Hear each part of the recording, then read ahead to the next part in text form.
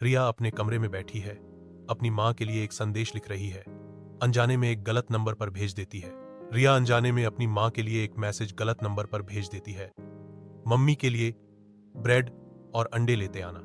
कबीर अपने ऑफिस के काम में डूबे हुए हैं, तभी एक अप्रत्याशित संदेश चुप्पी को तोड़ देता है, जिससे झुंझलाहट की चिंगारी भड़क उठती है।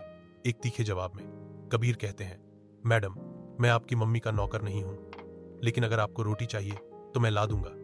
धूप से सराबोर कॉफी शॉप में रिया और कबीर की आंखें मिलती हैं। ताजी बनी कॉफी की मादक सुगंध के बीच मुस्कुराहटों का एक गर्म आदान प्रदान होता है।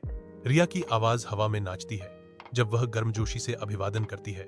हाय कबीर, आखिरकार तुमसे मिलकर बहुत अच्छा लगा। उसकी मुस्कान सच्ची खुशी बिखेर रही है।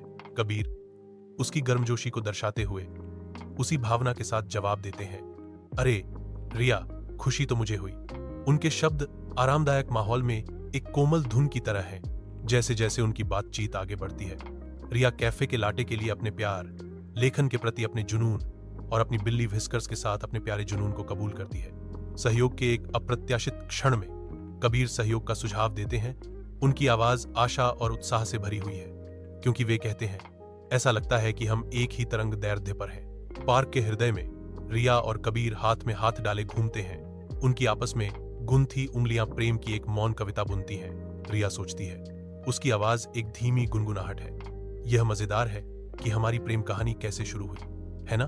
कबीर जवाब देते हैं। उनकी आंखें स्नेह से चमक रही हैं। वास्तव में यह है, किसने सोचा था कि एक मोबाइल नेटवर्क इस तरह दो आत्माओं को एक साथ ला सकता है?